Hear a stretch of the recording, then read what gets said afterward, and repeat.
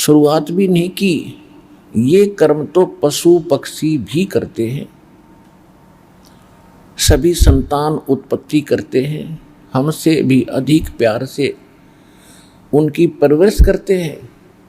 पक्षी अपने मुख में अपने बच्चों के लिए आहार लेकर आता है, अपने मुख से निकालकर उनको खिलाता है। बंदर आपने देखा होगा, बंदरिया अपने बच्चों को सीने से लगाए फिरती रहती है। तो हम भी इतना ही काम कर रहे थे, फिर मनुष्य जीवन की क्या आवश्यकता थी। एक ऐसा ही कोई और कार्टून बना देता, ये काल फिरते रहते हम भी। तो सत्संग में आने से ज्ञान होता है कि मनुष्य जीवन का एक न्यारा काम है,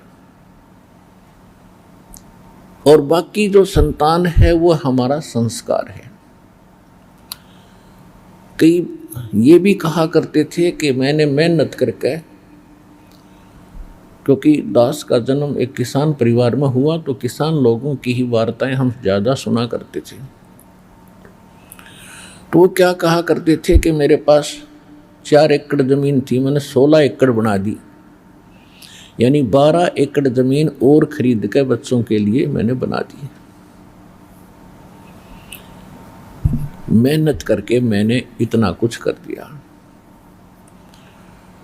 तो ये अब पता चला है कि जो कुछ भी हम कर रहे थे वो तो हमारी मजबूरी है, क्योंकि हमने अपने पेट निर्वाह के लिए कुछ ना कुछ प्रयत्न करना ही पड़ेगा।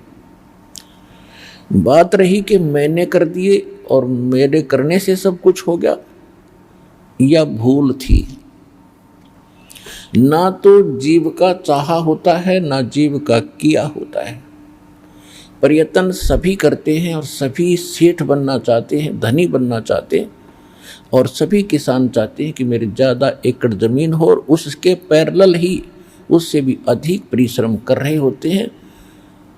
जो ये कह रहा था कि मैंने 12 एकड़ ज़मीन और खरीद ली, वो नहीं खरीद पाए और उसको उसने खरीद ली, ये उसका पूर्व जन्म का संस्कार ही फला था, उसका किया नहीं हुआ, ना उसका चाहा हुआ। जैसे उदाहरण के तौर पर किसी के संतान होती है, विवाह हो गया, विवाह के बाद सबकी इच्छा होती है संतान हो, और हमारे समाज में, वैसे सभी मानव समाज में एक विशेष धारणा है कि लड़का अवश्य हो प्रथम, फिर भी इससे कन्या हो जाए।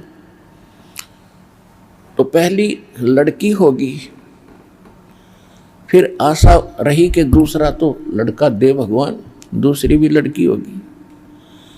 फिर आशा होती है कि तीसरा तो लड़का हो, तीसरी भी लड़की होगी, चौथी भी लड़की होगी, पांचवी भी लड़की होगी।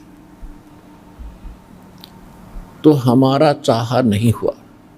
क्या हुआ? जो संस्कार था वही फला।